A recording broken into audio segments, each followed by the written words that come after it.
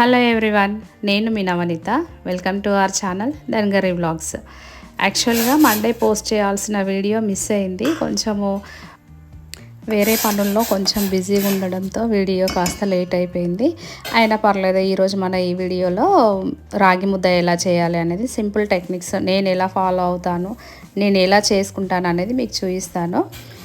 మామూలుగా అయితే నేను ఈవినింగ్ టైం ఎప్పుడైనా రాగి ముద్ద చేయాలి అనుకుంటే మార్నింగ్ చేసిన రైస్ ఏదైనా కొంచెం మిగిలితే ఇలా కొంచెం హాట్ వాటర్లో కలిపి పెట్టేసి అది ఒక బాయిల్ వచ్చిన తర్వాత అందులో సాల్ట్ వేసి ఈ విధంగా పొడిపిండి రాగిపిండి ఒక కప్పు వేసేసి ఒక గుప్పెడు అన్నానికి ఒక కప్పు రాగిపిండి వేసి ఈ విధంగా ఒక పొంగు వచ్చేదాకా లిడ్ క్లోజ్ చేసి పెడతాను. తర్వాత ఇలా స్టిక్తో మామూలుగా కలిపి ఇలా కలుపుతూ ఉంటే ఒక దగ్గరకు వచ్చేస్తుంది, ముద్దలాగా ఫామ్ అవుతుంది. ఒక 2-3 సార్లు ఈ విధంగా కలిపి మళ్ళీ క్లోజ్ చేసి పెట్టేసేయాలి.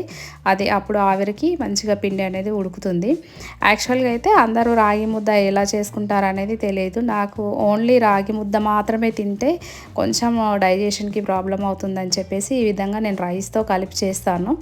ఇది కొత్తగా అలవాటు చేసుకునే వాళ్ళకి కూడా చాలా ఈజీగా ఉంటుంది. కొత్తగా తినాలనుకున్న వాళ్ళకి, డైరెక్ట్ రాగి ముద్ద తినలేని వాళ్ళకు కూడా ఇలా బాగుంటుంది. సో అలా ఉడికిపోతుంది అది స్టవ్ మీద పెట్టగానే. తర్వాత నేను అది ముద్ద బాల్ లాగా ఫామ్ కావడానికి చేతులు కాల్చుకోవాల్సిన అవసరం ఏం లేదు. కొన్నిసార్లు ఇలా మనం చేయి పెట్టి తీస్తే అది బాగా బొబ్బలు వచ్చేస్తాయి చేతికి. ఆ విధంగా కాకుండా ఇక్కడ చిన్నగా నేను చూపిస్తున్న టెక్నిక్ ఫాలో అయితే చాలా సింపుల్గా చేసుకోవచ్చు. ఇలా ఎంటీ బౌల్ తీసుకొని ఇందులో కొంచెం ఆయిల్ కానీ వాటర్ కానీ వేసుకొని మనం ఇందాక వండుకున్న రాగి ముద్ద ఏదైతుందో అది ఇందులో వేసుకొని జస్ట్ ఇలా రౌండ్గా చెయ్యి ఆడిస్తూ రౌండ్గా షేప్ వచ్చేదాకా ఇలా కదిలిస్తూ ఉంటే సరిపోతుందండి. అంతే, రాగి ముద్ద ఫామ్ అయిపోతుంది. అసలు ఒక మ్యాజిక్ లాగా అనిపిస్తుంది. అందులో వేసిన ఒక 5-10 మినిట్స్ లోపు ఇలా మంచి మనకు బాల్ లాగా ఫామ్ అవుతుంది. సైజ్ అనేది మన ఇష్టాన్ని, మన ఇంట్లో తినే వాళ్ళ ఇష్టాన్ని బట్టి మనం చేసుకోవచ్చు సైజు. నేను ఎక్కువగా తినరు, అందుకని చెప్పేసి ఈ విధంగా ఈ మాత్రం సైజు వచ్చేదాకా ఆ డిష్లో వేసేసి ఇలా షేక్ చేయడంతో మంచిగా ఈ విధంగా ముద్దలాగా వచ్చేసింది. రాగి ముద్ద వేడిగున్నప్పుడు చేతికి కొంచెం వాటర్ అంటించుకొని అన్ని పనులు అంటే ముద్దను పట్టుకోవాలండి, లేదంటే కాలిపోతుంది. అది స్టిక్కీగా చేతికి అలాగే అతుక్కు ఉంటుంది. వేడితో పట్టుకుంటే బొబ్బలు వచ్చేస్తాయి. తర్వాత నేను ఇక్కడ పిండి చారుతో సర్వ్ చేస్తున్నాను. మామూలుగా అయితే ఇది క్యాబేజ్ చట్నీ, ఉల్లి చట్నీ, చికెన్ కర్రీ అలా వాటితో తింటే బాగుంటుంది. ఇక్కడ నేను మాత్రం ప్రస్తుతానికి పిండి చారుతో సర్వ్ చేసి ఇస్తున్నాను మా ఇంట్లో వాళ్ళకి. ఇలా పిండి చారు వేసుకొని దీంట్లో కొంచెము మిక్చర్ వేసుకుంటే కూడా బాగుంటుంది తినే వాళ్ళని బట్టి. నేను ఇక్కడ చూపిస్తున్నాను కొంచెం డెకరేటివ్గా, కొంచెం క్రియేటివ్గా చేద్దామని చెప్పేసి ఈ విధంగా మళ్ళీ రాగి ముద్దను కొంచెం ఇలా మధ్యలోకి ఒక గుంటలాగా చేసేసి ఇందులో ఏంటి మనము ఏదైనా గ్రేవీ వేసుకోవచ్చు. అదే చికెన్ కర్రీ అయినా ఏది వండుకుంటే అది వేసుకోవచ్చు. నేను ఇక్కడ పిండి చారు చేశాను, అదే వేస్తున్నాను.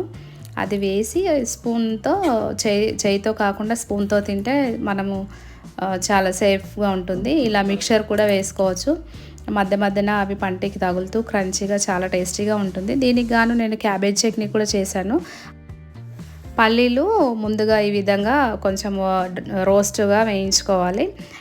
క్యాబేజ్కి పల్లీలు కానీ నువ్వులు వేసుకోకూడదు, క్యాబేజ్ వేసుకుంటానే దాని టేస్ట్ అనేది బాగుంటుంది. తర్వాత అదే కడాయిలో ఆయిల్ వేసేసి అది కొంచెం హీట్ ఎక్కిన తర్వాత అందులో కొంచెం పచ్చిమిరపకాయలు కొంచెం ఎక్కువ గ్రీన్గా ఉన్నవి తీసుకోవాలి. అలా అయితే కారం బాగుంటుంది. కారం తినే వాళ్ళని బట్టి మనం వేసుకోవచ్చు. నేను ఫస్ట్ క్యాబేజ్ ఫ్రై చేద్దాం అనుకున్నా, తర్వాత మళ్ళీ పచ్చిమిరపకాయలు వేసేసి అవి వేగిన తర్వాత మళ్ళీ అందులోనే కొంచెం ఆయిల్ వేసి అదే కడాయిలో సన్నం తరిగి పెట్టుకున్న క్యాబేజ్ను వేస్తున్నాను. క్యాబేజ్ సిమ్లో వేడి చేసుకోవాలి, ఫ్రై చేయాలి. ఈ విధంగా ఇలా గోల్డెన్ బ్రౌన్ కలర్ వచ్చేదాకా ఉంచేసి మళ్ళీ అందులోనే ఒక 2 టమాటోలు, కొంచెం ఒక నిమ్మకాయ సైజు చింతపండు, కొంచెం జీలకర్ర, సాల్ట్ వేసేసి వేయించుకోవాలి. ఇలా వేయించిన వీటికి నేను ఇవి వేయించేటప్పుడు మాత్రమే జీలకర్ర వేసేస్తాను. కొందరు ఏంటంటే మామూలుగా మిక్సీ పట్టేటప్పుడు కూడా వేసుకోవచ్చు, కాకపోతే ఇలా వేస్తే అవి రోస్ట్ అయిపోతాయి. అవన్నీ తీసిన తర్వాత అదే కడాయిలో నేను ఇంకొంచెం ఆయిల్ వేసి పచ్చడికి పోపు పెట్టుకుంటున్నాను. ఆవాలు జీలకర్ర వేసిన తర్వాత అవి కొంచెం చిటపటలాడినాక కొంచెం శనగపప్పు వేస్తున్నాను. అది వేగిన తర్వాత ఒక 4-5 ఎండుమిరపకాయలు, తర్వాత కరివేపాకు రబ్బలు వేసి పక్కన పెట్టేస్తున్నాను. తర్వాత జార్లో పల్లీలు ఇందాక వేయించిన మిశ్రమం వేసి మిక్సీ పడితే అంతేనండి, క్యాబేజ్ చట్నీ రెడీ అయిపోతుంది. మీకు కనుక నా వీడియో నచ్చినట్టయితే like, share and subscribe to my channel.